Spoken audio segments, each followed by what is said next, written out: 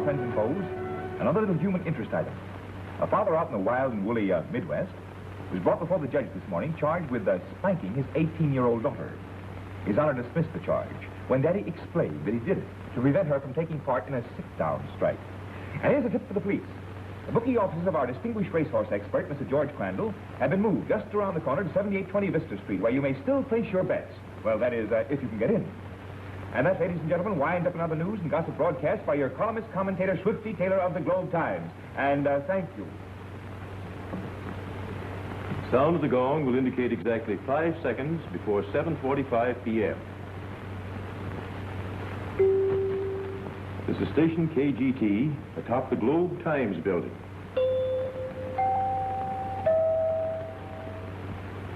And now, through the courtesy of Branson Bakeries Incorporated, we bring you the golden voice of that great lover of the airly, Signor Romeo Casanova, with some new love ballads written especially for him and dedicated to his millions of radio sweethearts. The title of his first number is, Then You Remember Me.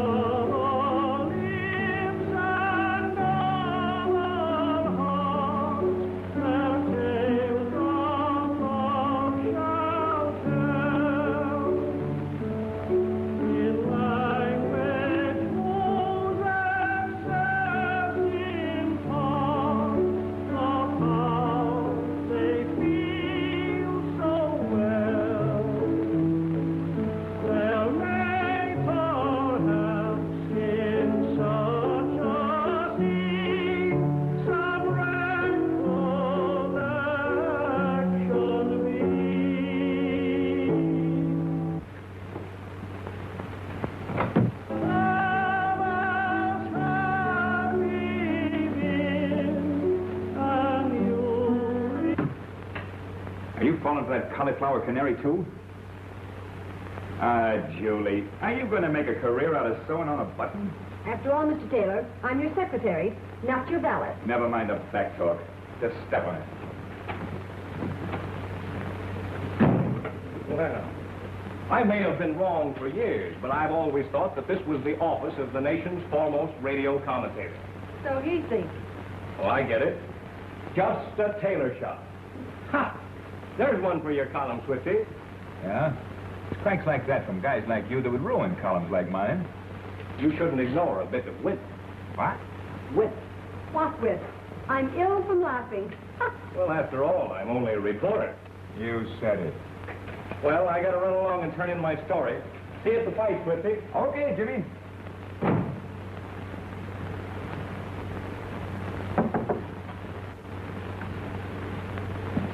Where's your boss, Alice? In his private office. That's swell. I got something to tell his secretary. What is it?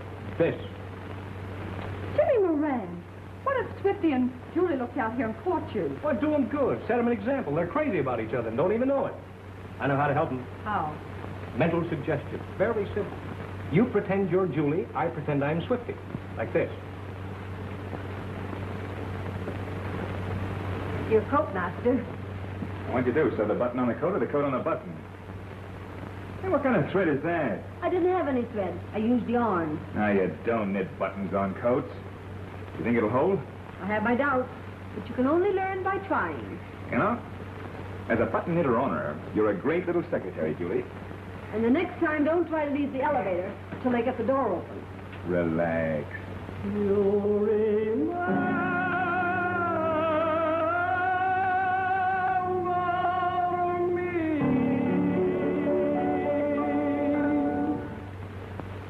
This concludes another program of love songs by Signor Romeo Casanova, the great lover of the airly, brought to you by Branson Bakeries Incorporated.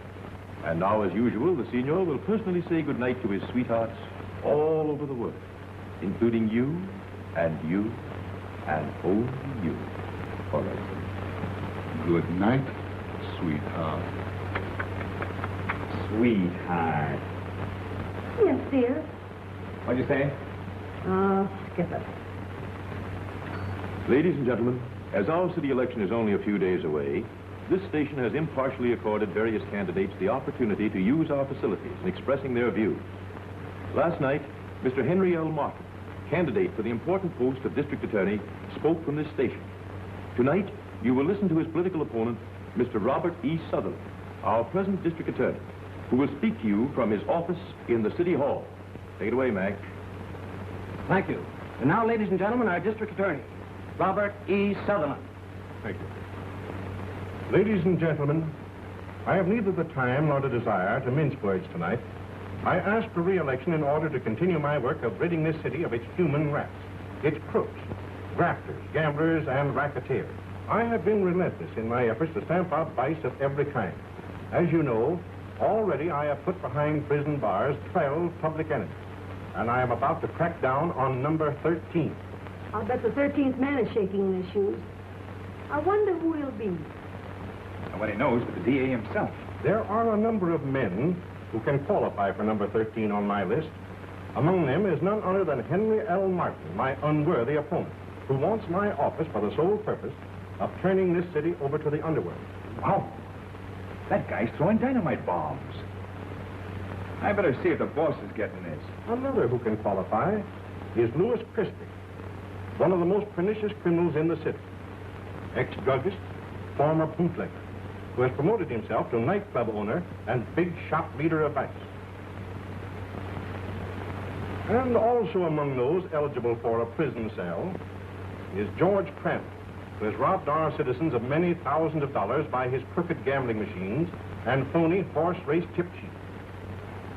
Still working? Oh, it's not too hard. Gee, I'll be so thrilled to get away from here. Thrilled? Why, a newspaper's the last word in thrills. Birth, death, success, failure. I wasn't cut out for it. I'm a homebody. Gee, I'll love it. Planning for Jimmy. First, we'll have a budget. So much for light, so much for gas. Yeah, I've read all that, too. From domestic science to the divorce courts. Julie. Only kidding, Alice. You've got a fine boy. But treat him like we do our bosses. Let him think. They do all the thinking. You've never been in love. Oh, I've had measles. And another possibility is none other than Dr. Randolph Gorman, whom I threw out of his job as head of the county hospital. The newspapers called his crime mismanagement. I call it graft. Cut that off. Yes, Mr. Baldwin? Joe, have you got that political shindig at City Hall well covered? I sure have, boss. Good. Hold page 1 for a makeover. I'm going to the fight. I'll check with you later. Good time at the fight. Throughout my term of office, I've been hampered in my campaign and efforts to stamp out vice and crime by many unjust and undignified attacks on me by the Globe Times and its publisher, Andrew Baldwin. Nevertheless, I will continue to fight. That's going too far. I haven't hampered him. I've helped him when I thought he deserved it. Don't let it get under your skin, boss. It's the first chance he's had to get back at you. Let's get a load of it. Yes, my friend, 13 will be a very unlucky number for someone tomorrow, because I shall go before the grand jury and start him on his way to the state penitentiary. Another good story, anyhow. See you at the fight. Right. Hey, you.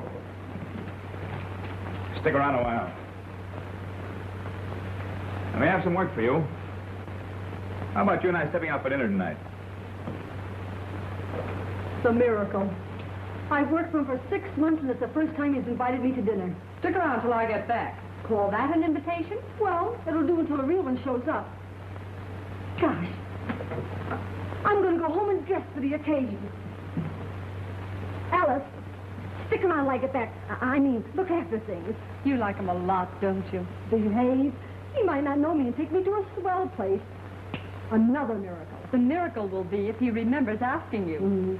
Don't be a pessimist.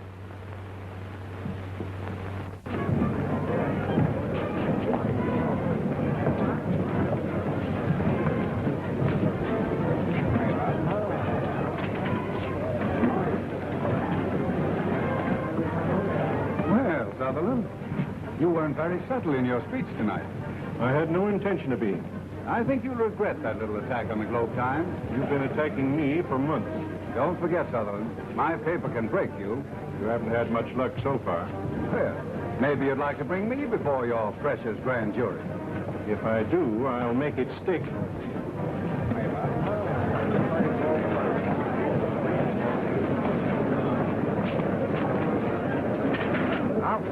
you're waiting for the first bout of the evening, I have a treat for you. Here comes Swifty Taylor of the Globe Times. How about a few well-chosen adjectives, Swifty? I have a heart, and I just finished a broadcast. Remember your duty to your public, Swifty. Come on, give. Well, good evening, folks. This is a great age we live in. Nowadays, you don't have to turn on the vacuum cleaner to get the dirt. You merely dial the radio to the voice of Swifty Taylor, which is coming to you now direct from the ringside, where the pugilists are climbing the ladder of success round by round. Folks, what a shame you can't see the look of reproval on the face of my sidekick, Jimmy Moran, also of the Globe Times, as he gives me the birdie by remote control. Well, folks, fighters here tonight aren't all in the ring. No, unless my eyes deceive me, there's Stella Leroy, that red-hot torch singer, with her imitation ermine cape, accompanied by Jack Winslow, that millionaire boyfriend of hers, who tosses his money around like it was confetti. And there's fighting Bob Sutherland, our daring DA, that titanic terror of the underworld, if any. Yes, indeed, folks. After that speech the DA made an hour ago, he reminds me of Daniel in the lion's den. All around him are the lions whose tails he pulled. A few seats away, there's Mr. Louis Christie. We call Mr. Christie an ex-druggist, a former bootlegger, a nightclub... Well, Louis, the DA sure got a lot up his chest tonight, huh? Yeah. A nice room for a lily. What a night for big shots, folks. A few seats away from me is my boss, Mr. Andrew Baldwin, publisher of the Globe Times and owner of radio station KGT. A few seats away, there's George Crandall. The DA said that he was robbing us poor folks with his crooked slot machines and his tip sheets. Remember? And there's Dr. Gorman, a familiar fight physician who recently resigned from the county hospital, assisted by the DA, according to Mr. Sutherland's broadcast tonight. Well, folks, the fight's about to begin, so I'll turn the microphone over to your regular broadcaster who, incidentally, gets paid for it. This is the voice of Swifty Taylor, who gives you the high-up on lowdowns. Take it away, Ed. Thank you, Swifty Taylor. The fighters are coming into the ring, folks. I'll let you listen to the fight announcer. Change these seats.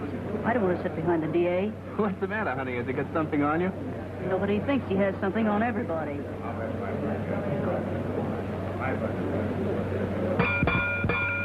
Hey, if your face was a gun, somebody'd be dead. Oh, I get it now. The DA. Ain't that the guy that gave you the rap for 5 years for cracking the safe, Eddie? Yeah. 97 3/4. Hey, wait a minute. Not now. Not here. No. Dynamite.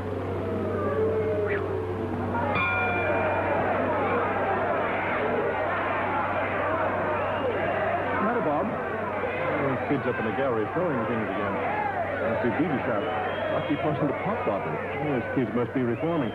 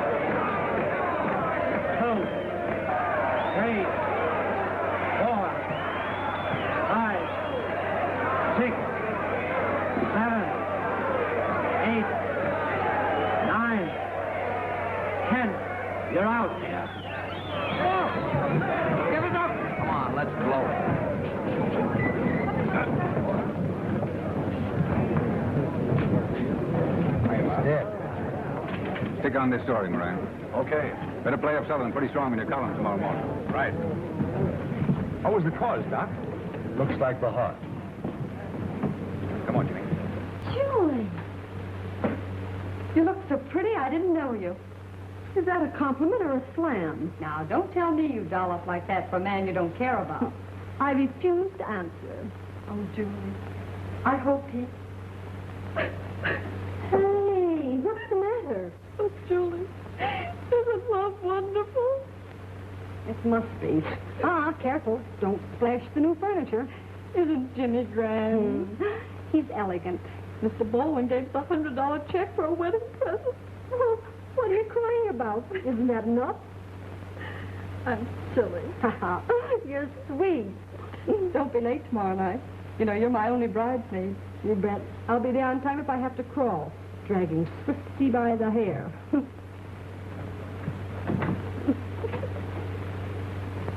Alice, scram. I was just scramming, Mr. Taylor.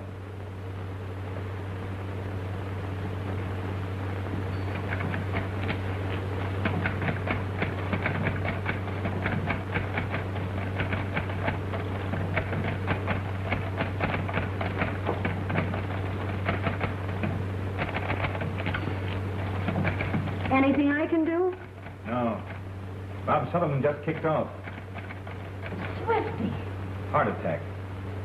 Where did he die? At fights. The old heart just stopped, that's all. Well, no wonder. After the way you and Baldwin and the paper have been writing him lately. All in the game. The bitter with the sweet. Remember our profession.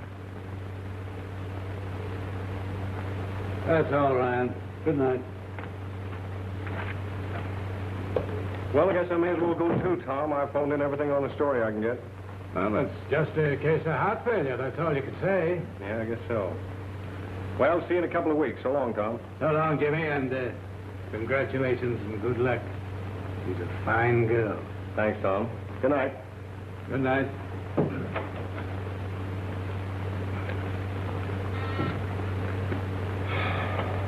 Yeah?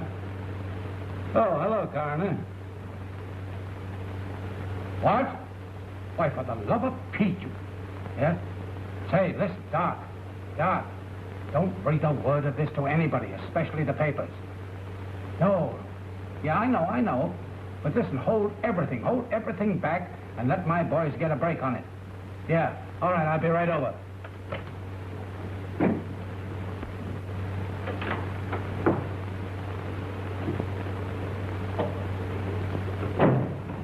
Hello, Dave. Howdy, Jim.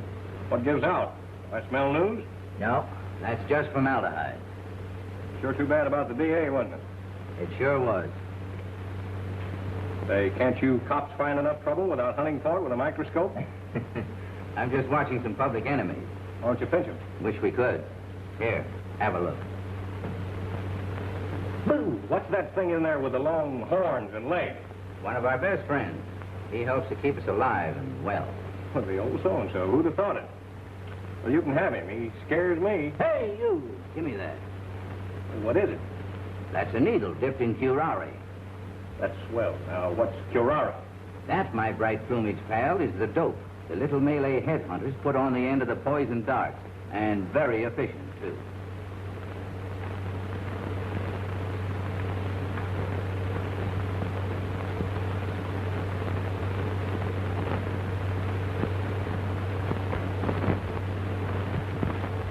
So long, Dave. Don't go mad, Jimmy. What's the hurry? I gotta see a flea about a dog.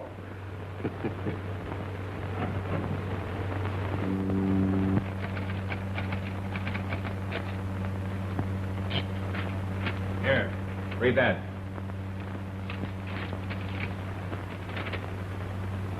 Oh, so now he's a splendid man, a courageous fighter, a champion of law and order, a paragon of civic virtue. Of course he was. Then it's a wonder you in the paper didn't hand him a few bouquets while he could still smell them. Politics, my beauteous one. You wouldn't understand. Do you? Don't pin me down. I'm going to bust in on the air with a flash announcement.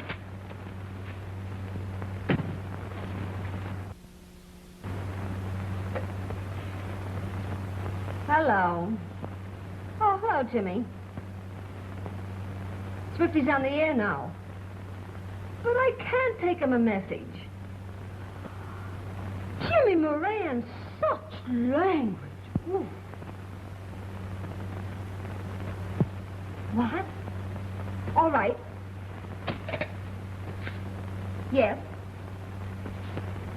Yes. All right, Jimmy. I'll take it right in. Dr. Randolph Gorman, the medical examiner for the State Boxing Board, who's on duty at the fights, pronounced death due to heart failure. Just a moment, folks. Exclusive. A bombshell. I've just received astonishing but authentic information. The District Attorney Sutherland did not die of heart failure. He was murdered. The broken point of a thorn, dipped in curare, a deadly poison used by Asiatic savages and headhunters, was found embedded in Sutherland's neck. Learn more details of the murder by reading the Globe Times and listening in on my next regular broadcast. This is Swifty Taylor signing off. Good night, all.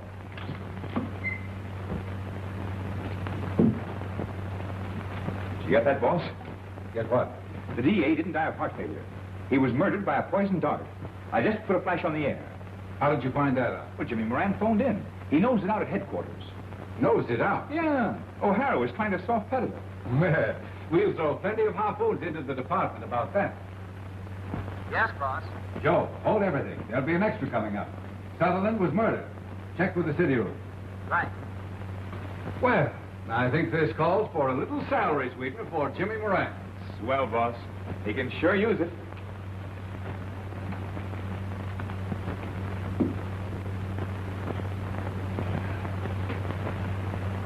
Well, I hope the DA won't hold it against me for all the things I wrote about him. It's all a part of the game. Keeps the administration on his toes. Are we still going to ride the administration? No, I think we'll bury the hatchet. In the DA's grave, so to speak. Well, that's one way to put it. Can you think of any way to find out who the 13th man was to be? Afraid not. What a story that would make. Wouldn't it?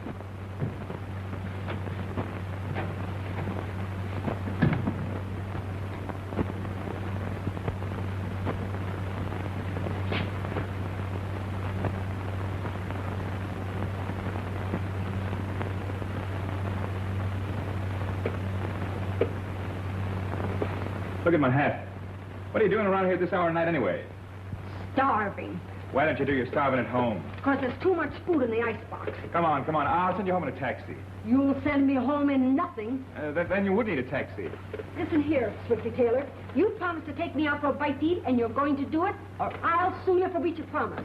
Say, that's right, I remember. So what kind of a secretary are you anyway? Why don't you remind me?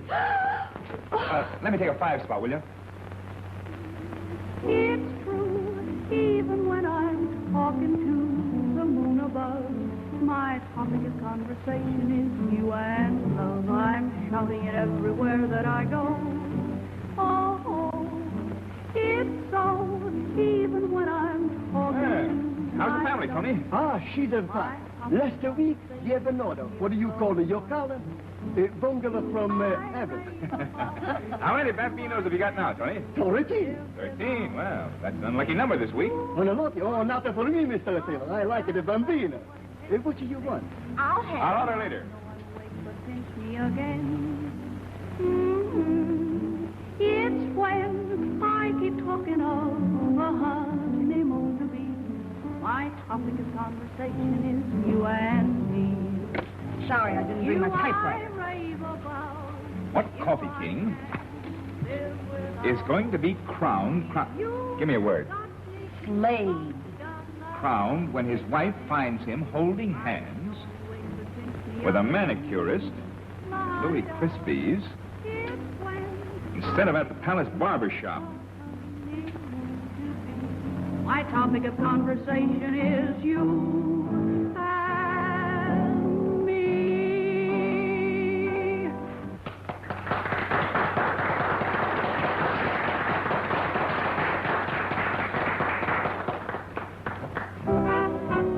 How can I concentrate with that noise going on? After all, Mr. Taylor, this isn't your office.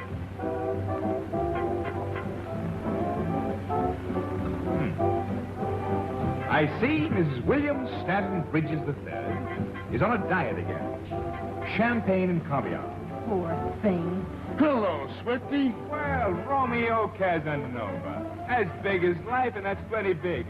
Sit down, Romeo. Thanks, Swifty. You entertain Miss Walters. I'll see you all later. Oh, sure, anything for a friend. Do you put the feedback on here off, Miss Walters? Not yet. Do you? Sure, I just finished, and it's great.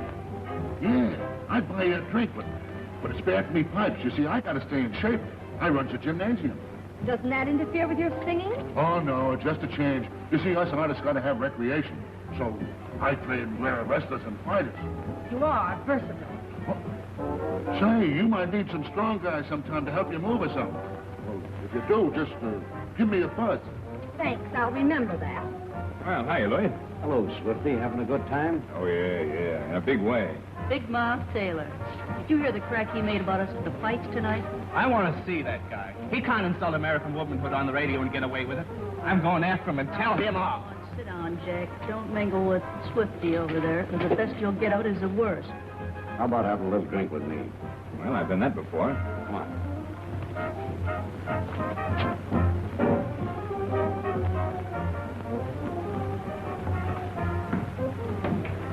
Hello, Al.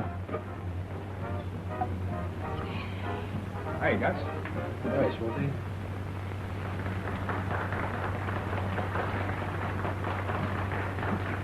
What'll it be? Plain water. Don't laugh. It's an idea. I think I'll surprise the old stomach with one myself.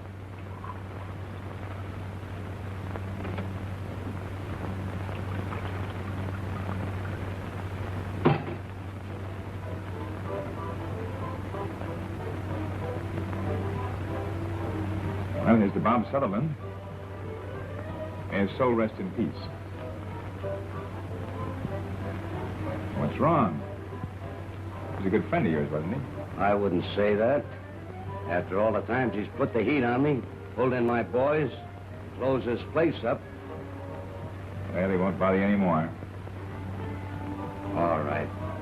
Here's to the DA.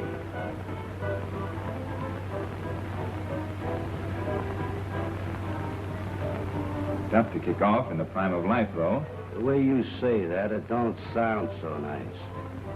What's wrong with it? I don't know. I just don't like it. It's too bad. And another thing.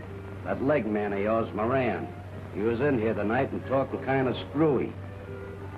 Like I had something to do with the DA dying of heart failure. He didn't die of heart failure. He was murdered. Murdered?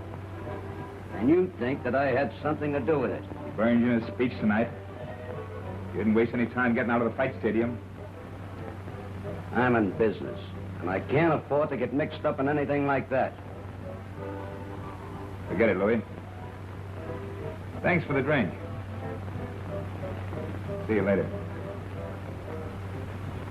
Do you want to hear how I became a great singing voice? Well, I'll tell you. Up to about 5 years ago, I had a voice like a crow. But I'm out in L.A. when I got matched with a big farmer from Iowa. Sioux City, Iowa, too. But I'm out of condition, see? And he gave me this. And I did something to my vocal cords, and that's how I became a great singer. You think it'll help me any? Oh, I'm sorry, Swifty, but I was just telling the kid here how I got a great singing voice. That's okay, Cassie. You didn't hurt her any. Good night. Good night. Now, do we eat? Eat. Oh, eat, sure. Yeah. Where's Tony? Pardon me a minute, honey, will you? I'll be back later. All right.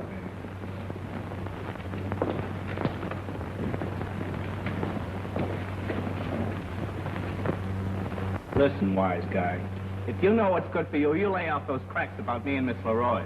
Say, now, wait a minute, Winslow. A little publicity might build Miss Leroy up to a real attraction. Why, you... Oh! Come on, let's get out of here. Come on.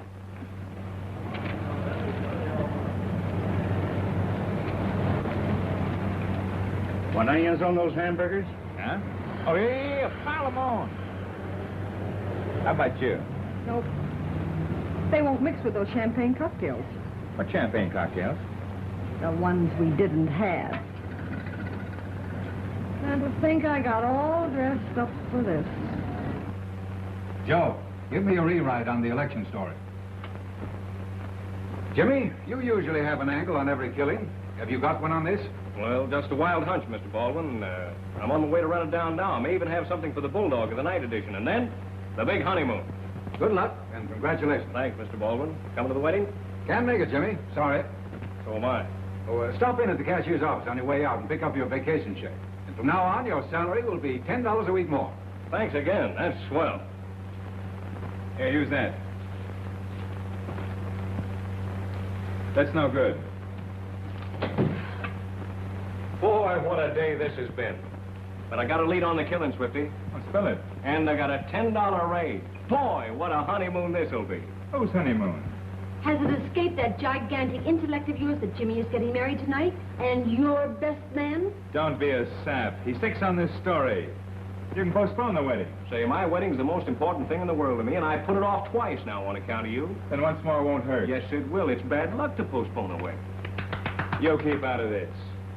The only thing he cares about weddings is to make people sore by announcing them too soon. He can't announce this one too soon. Well, so long. I got a lot of stuff to look up. You stay on this story. Romantic as a turnip. I got a check for Jimmy for a couple of $100. Another one? What do you mean, another one? You touched your bank account for $200 the day you found out he was going to be married. Oh, well, then, make it 50.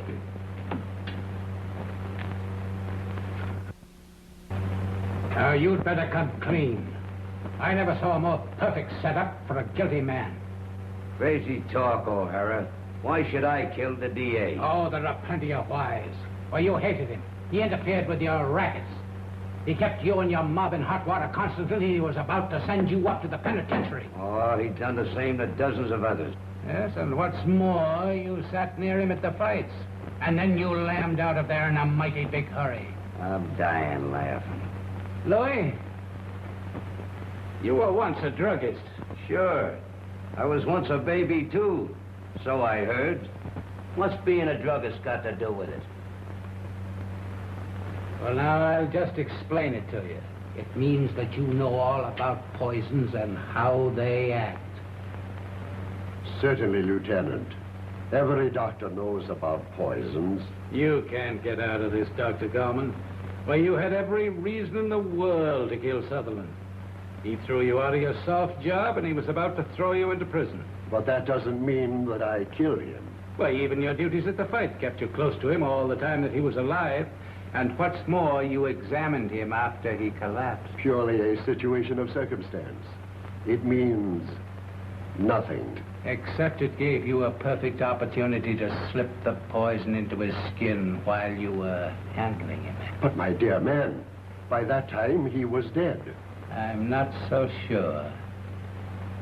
I suppose you thought it was an easy thing for a man to use a powerful poison to get out of trouble? Only in your case, you got yourself into it. All right. I doctored up a racehorse down in Florida. And I got thrown off the tracks. But that doesn't mean that I know about bows and arrows and poison darts. Well, you must have some knowledge of drugs. No, I bought some of the stuff and gave the horse a shot of it. You know, only a man with a criminal mind would do a thing like that, Crandall. And that's just what you've got. Now, see here, O'Hara, I'm no criminal. All right. I suppose robbing the public with your crooked gambling machines and your fake racing reports is your idea of honesty, eh? That's just being smart. Sure. So smart, Sutherland was going to send you up for it.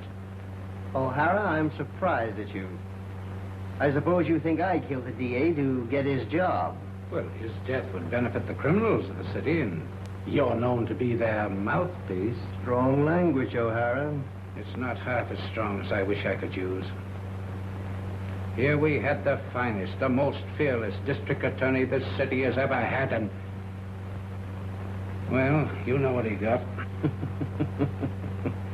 I wish I could have just 24 hours of a free hand, and I'd give this city a house cleaning, and there wouldn't be anybody left to shoot poison darts in my back when I got through.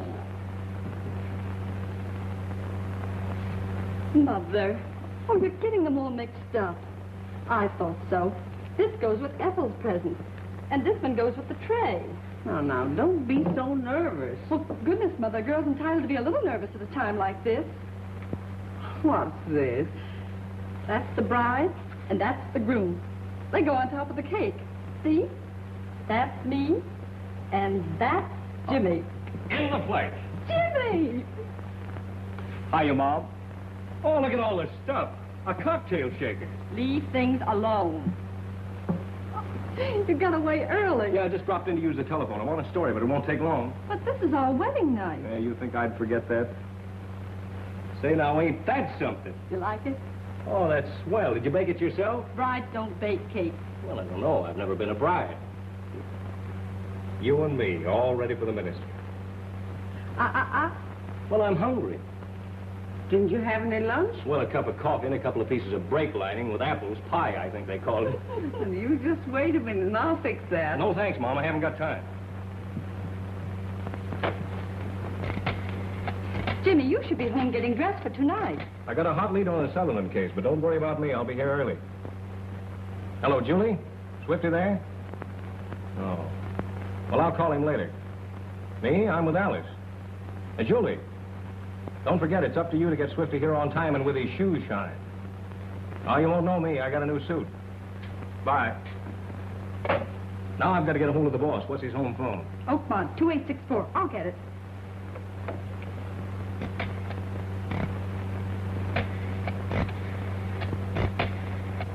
You know, you're the sweetest thing in the world. No answer. That's great. Now, don't you be late. Honey, I'll never be late as long as I live when you're waiting for me.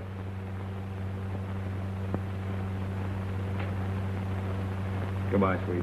Goodbye, Jimmy.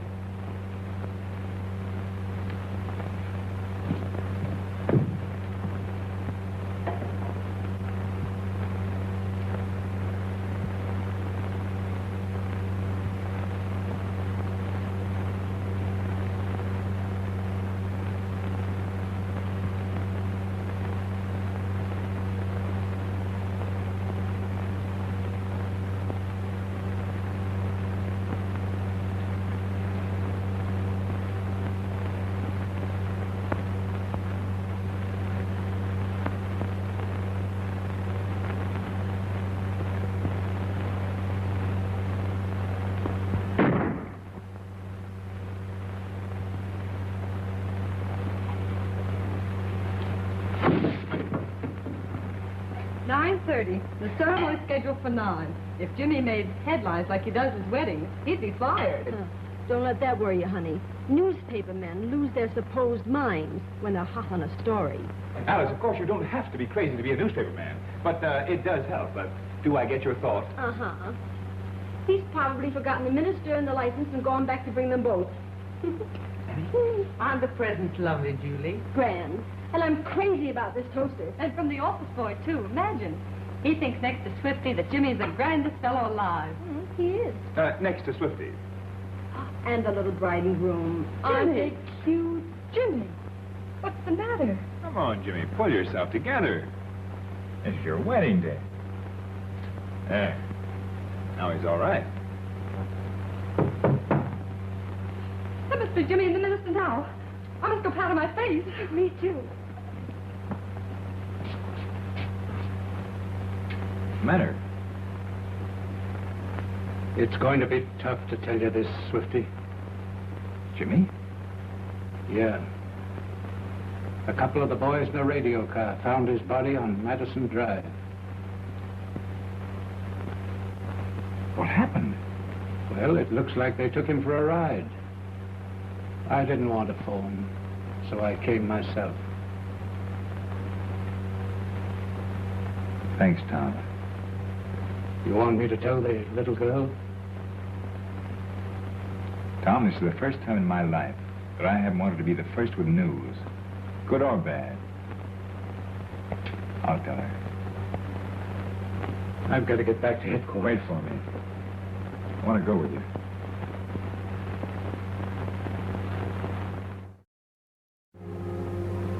Wasn't that Jimmy?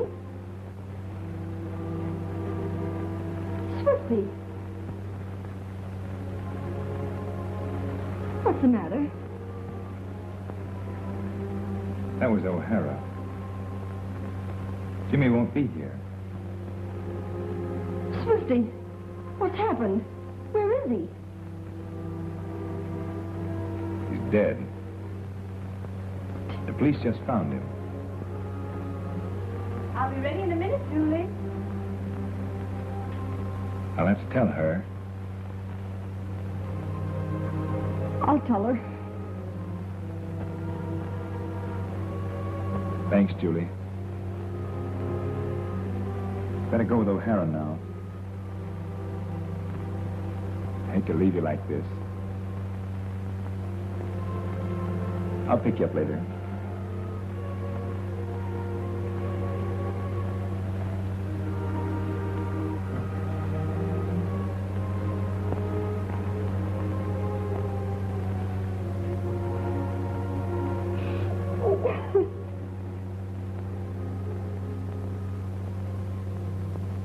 Anything yet?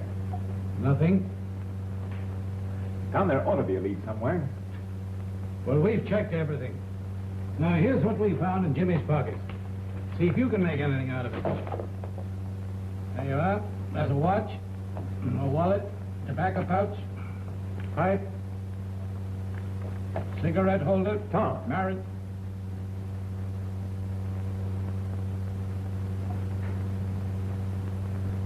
Jimmy never smoked cigarettes.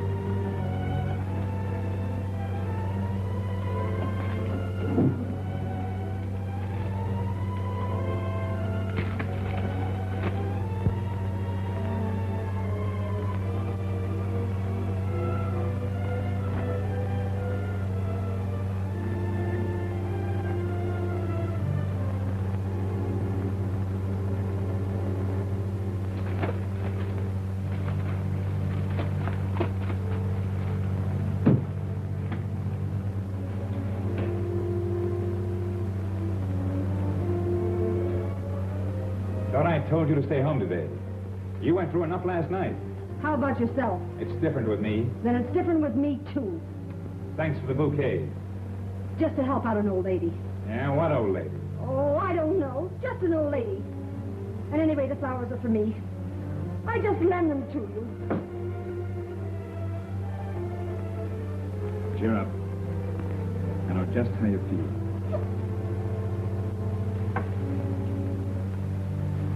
Found something in there that may give us a line on who killed him and the DA. Yes? What is it? An article written by Jimmy a couple of years ago for our Sunday magazine section about poison darts. I'm going to follow it up. But how is this going to lead you to the murderer? I don't know yet. It must have been what set Jimmy on the trail. Oh, Swifty, please leave this to the police. It's the last thing I can do for him.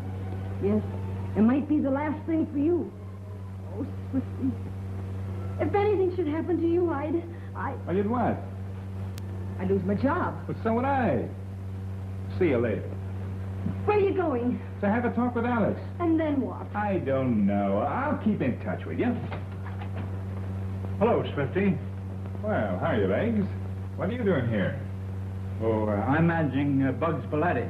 Just brought up a publicity blurb for the sports editor.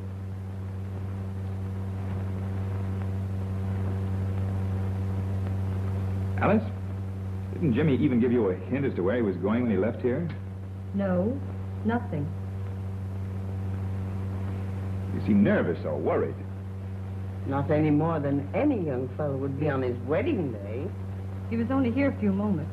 He tried to call you, and when Julie said you weren't in, he tried to get Mr. Baldwin's home. What for?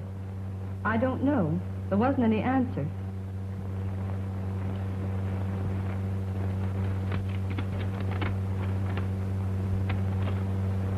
The boss told me to give you this, Alice.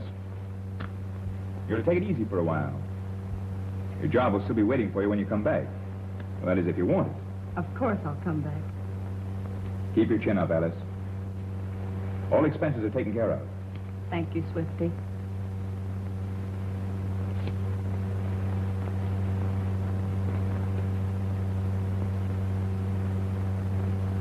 Good evening, friends and foes.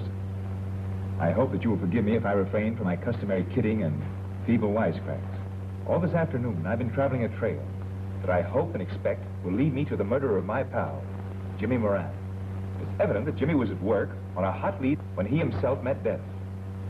I'm starting to follow Jimmy's footsteps. I'm already in possession of certain facts which I am positive will sooner or later reveal the killer.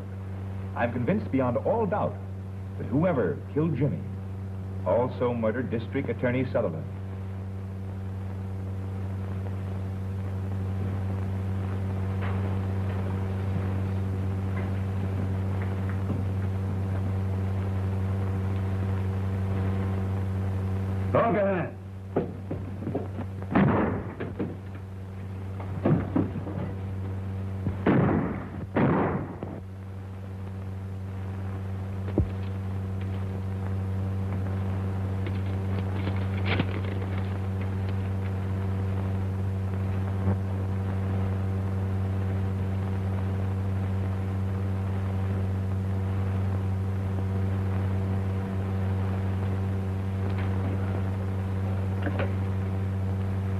Operator.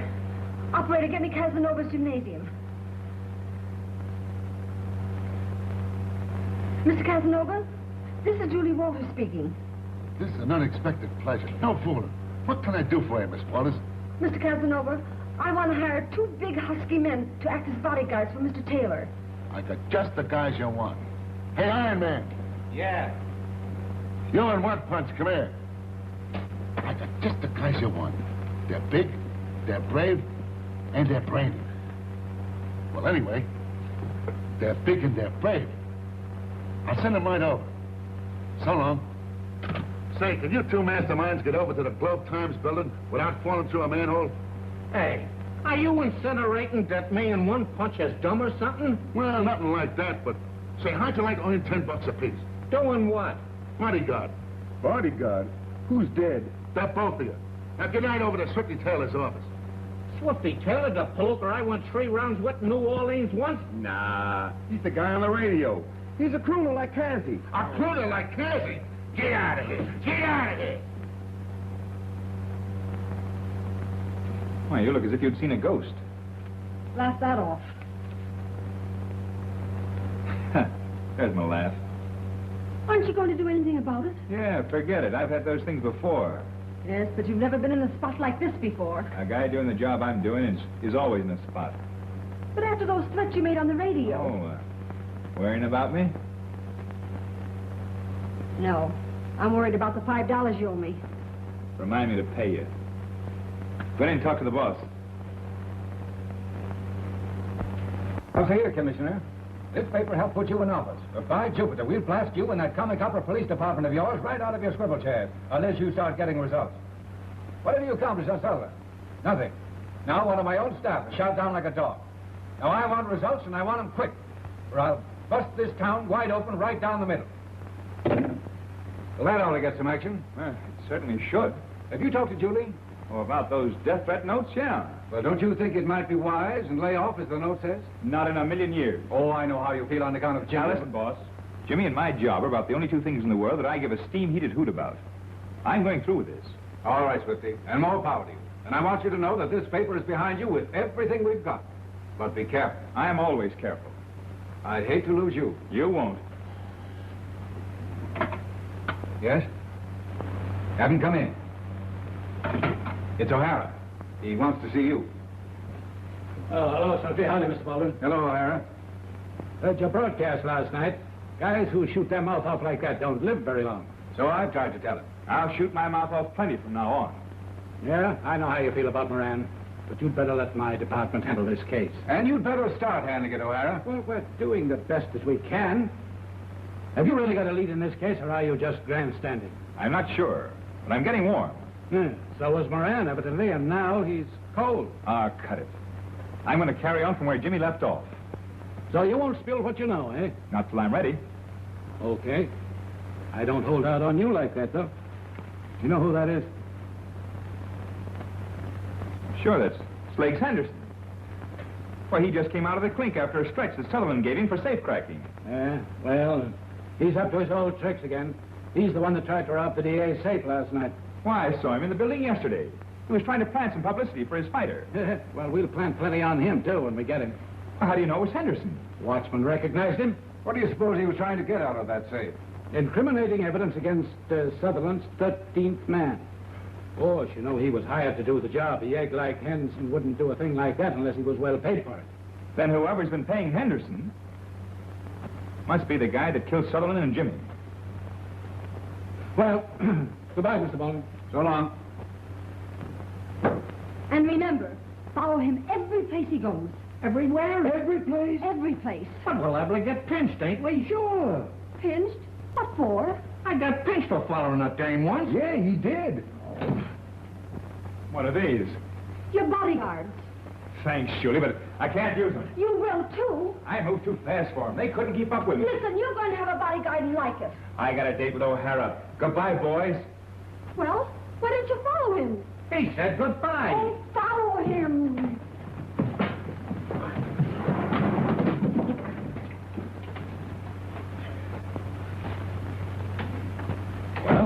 Well, here's what I wanted to show you.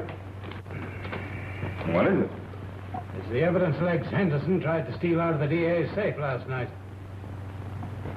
Wow. This is dynamite. Well, there's certainly motive enough there for murder. Yes, but after all, it isn't evidence for murder. How have you got that thing, that dart they found in Sutherland's neck? Yeah, sure. Here. Now watch yourself there. Don't worry, I will. Where's that stuff that was in Jimmy's pocket? Sure, right here. Here's what I want. Never been used. So I noticed. Notice how it's been reamed out? Yes. Mean anything to you? Well, no, not particularly.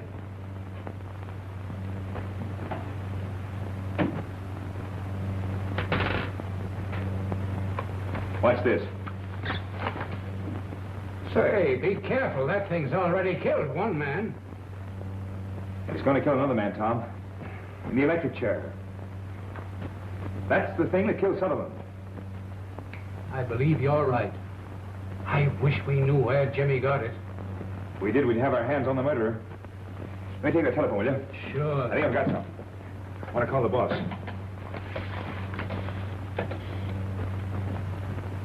Hello. Hello, let me talk to Mr. Baldwin. Swifty Taylor talking. Oh, hello, A.B.? This is Swifty. I've got a hot lead on that Sutherland killing. That's great. Go to it. How about having lunch with me at the usual place? Oh, and by the way, A.B., in case I'm late, will you wait for me? Yes, it's very important. Thanks, B.A. Well, Tom, I'll be seeing you. Say, now, wait a minute. Don't you think I better go along with you? Well, not just yet, but if I find what I'm after, I'll certainly need you then.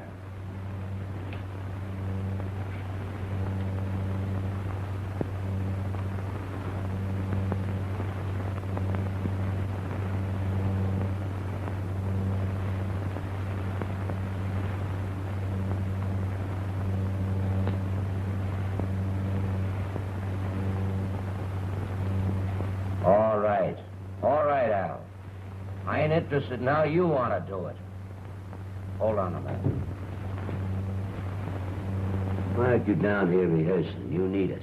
Well, I guess you wouldn't be rehearsing either if you just lost $2 million. What do you mean, $2 million?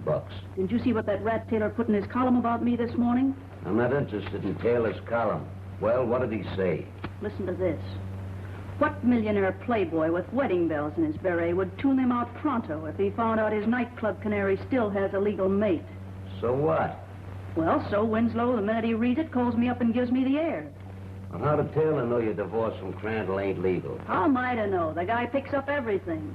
It's about time somebody put a stop to his mouth. Maybe somebody will. Who knows? Come on, Peter, will you, Stella? I'm busy. Hello. Hello, Al. Get this. You do it my way. And if you and Gus fumble on this, it'll be tough for both of you. You understand?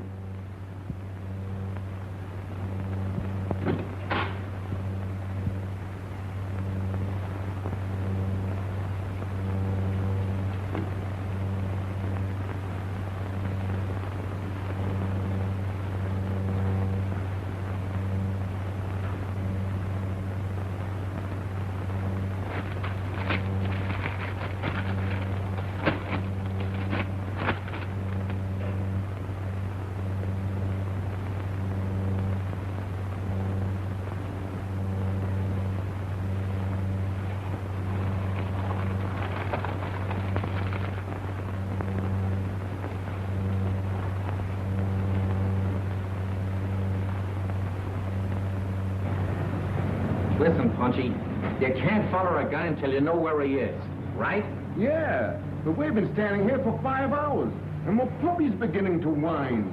So what?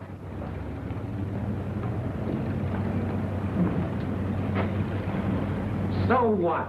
The gal said to follow him. So we wait till he gets in, we follow him up on the elevator. That's simple enough, ain't it? Yeah. That's him coming now, ain't it? Sure. Now we follow him. Hey, Swifty, come here a second. Yeah? Get in, my friend. What is this, a ride? Now, we're gonna have tea with the boss. Get in.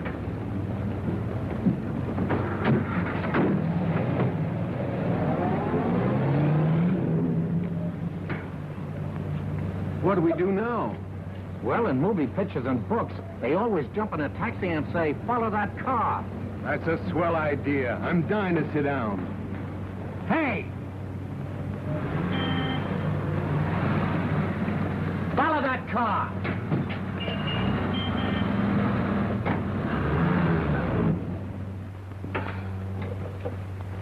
Heard from Taylor? No, Mr. Baldwin. What did he want to talk with me about this morning? He didn't tell me. Then by chance did he tell you why he made a luncheon appointment with me and failed to show up? What? I waited over 2 hours for him, thinking every minute that he'd show up. Oh. Well, what's the matter? Oh, someone called again on the phone and threatened to kill Swifty after he gets to the microphone for his broadcast tonight. Well, did you try to trace the call? Oh, but you can't trace the calls from outside. I'll be in my office. Let me know the moment you hear anything.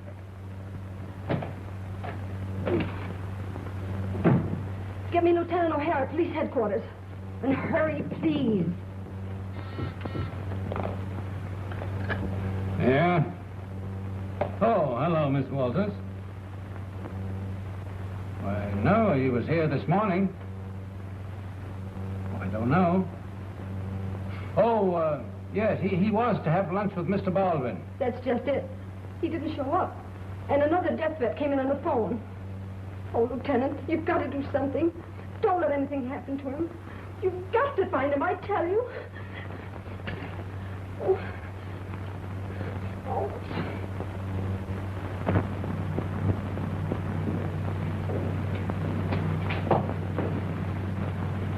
Hello, Crispy.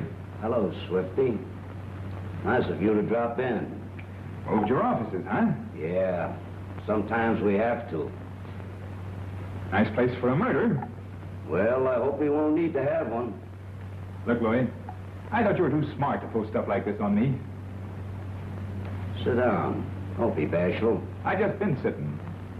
You want a little drink? You might need one. No, thanks. What's this all about? That's what I brought you here to find out. To see how much you know. Don't tell me you're worried. Sure I'm worried. I'm worried about you. You know too much. You talk too much. And that ain't healthy. I hate to lose my friends. Quit stalling. All right. Who killed those guys? You're asking me? Listen, I've got no time to fool around. They've got the heat on me plenty. Now I'm gonna find out from you who smeared those guys. Sure you are. On my broadcast tonight. Sonny boy, you ain't gonna broadcast tonight. Listen, pal, I like you. But Al and Gus here, they don't like you. And if this will take you in there and rough you up a little bit, I may not hear it. I may be a little deaf. As well as dumb.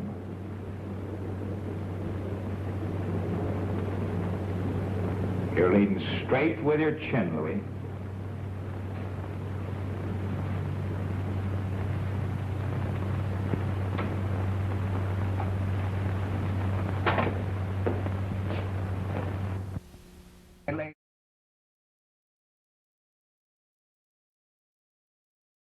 Yeah. But wait a minute. No. Yeah. Get rid of her. Tell her he's cock out of something. Here, let me talk to her. But look, lady, your boyfriend is stiff, plastered. We just saw him go into the Acme Distillery warehouse with a couple of friends, and he ain't come out. You mean he's still there?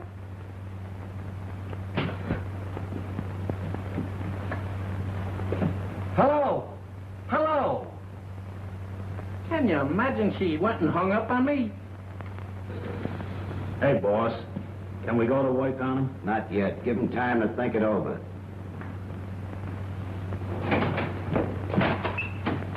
Well, well, the girlfriend. Is Swifty Taylor here? Yes, sweetheart, he's right in there. Come on, I'll show you.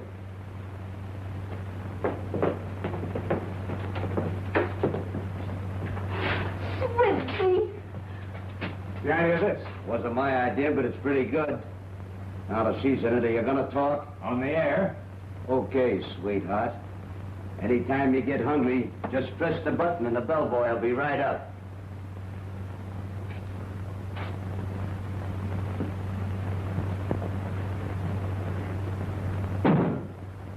How'd you know I was here? Your bodyguards told me. They would.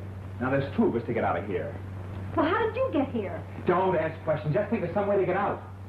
Why? I got the broadcast tonight. Oh, why don't you give your public a rest? Listen, Julie. Look. If I'm right, the dart that killed Sullivan belongs right in that hole. Where'd you get that? I'm going to spill that on the air tonight, too. Well, what are you doing now? You told me to think. You don't have to make faces, do you? It's my face. I got it. Give me a match. Well, what are you doing, tricks? Never mind. Don't ask questions. Wait for my next broadcast.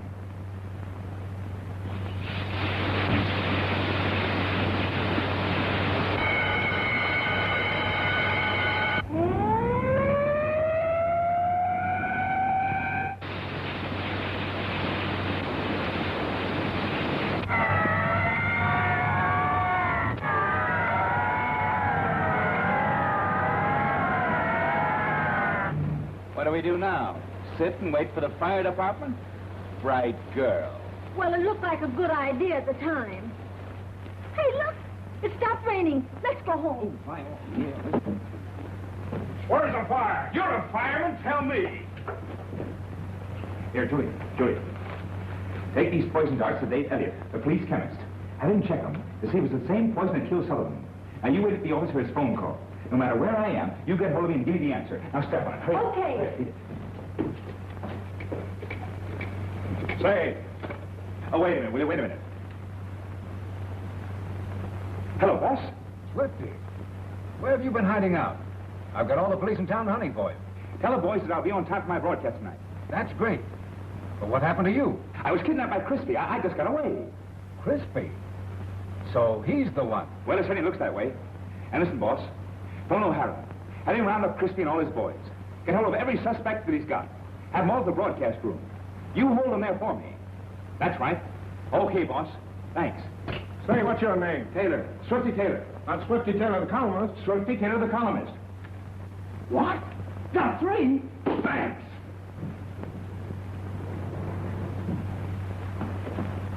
O'Hara.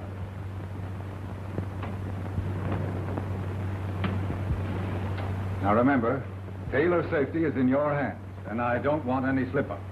Well, I think we have everything under control. Fine.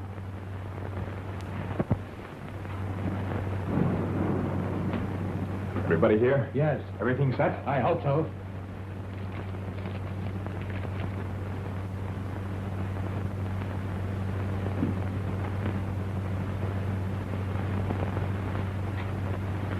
Folks, I haven't got time to toss words around. I'll tell you why you're all here, in case you're interested. At 10 o'clock, my broadcast starts. Before it's ended, I expect to fulfill my promises made to my listeners and disclose the killer of District Attorney Sutherland and my friend and associate, Jimmy Moran. I'm not a detective. I'm a newspaper man. But of this I'm certain.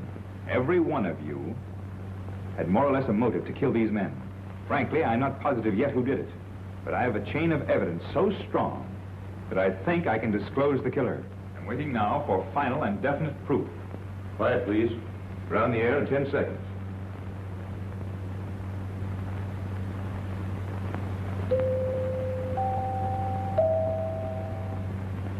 Good evening, ladies and gentlemen. This is station KGT, owned and operated by the Globe Times. Again bringing you Swifty Taylor in his regular nightly broadcast. Greetings, friends and foes. Although this is my usual broadcast, I have reason to believe that you'll find it most unusual. I came very near not being with you tonight because a certain gentleman, for reasons best known to himself, tried to keep me out of circulation. First, I shall explain briefly how I arrived at my suspicions as to the identity of the killer.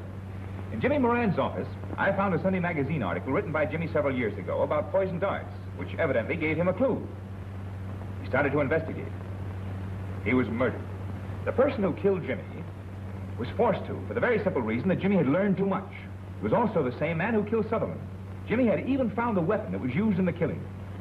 The newspaper article also gave me a clue, and I started to retrace Jimmy's footsteps. Lieutenant O'Hara and I had been puzzled by a cigarette holder that had been found on Jimmy's body. Jimmy never smoked a cigarette in his life. I tried blowing the poisoned dart through the cigarette holder. It worked perfectly. Some outstanding facts had already begun to point the finger of suspicion towards one individual. First, Jimmy Moran had tried to phone a person who was prominently mentioned in the article about poisoned darts. Second, I recognized that person's photograph in a group of those who were on the expedition described in Jimmy's story. Third, that individual sat near Sutherland at the fights.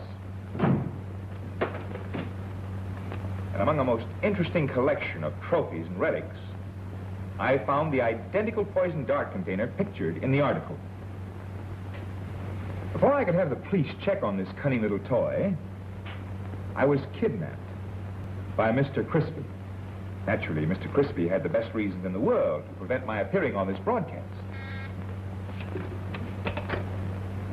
Yes? Yes, Mr. Elliot. He's on the air. Thanks, Mr. Elliot. I'll take it right in. Then I was almost sure I knew who the murderer was. But to be positive, I'm having the police chemist check the dart to see if it was dipped in the same poison that killed Sutherland. Just a moment, folks. I think my answer has arrived. The answer is yes.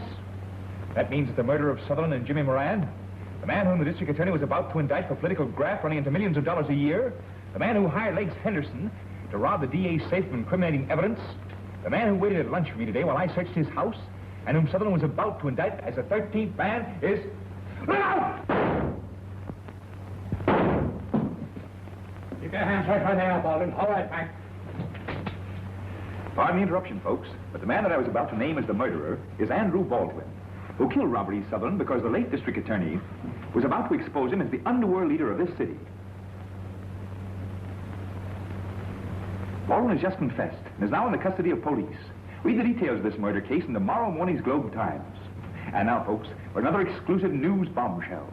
Your correspondent, Swifty Taylor, is about to sign off the air for 2 weeks, to sign on for life with his gorgeous little secretary, Miss Julie Walters. Good night, all. Okay with you, honey? Station KGT. When do we eat?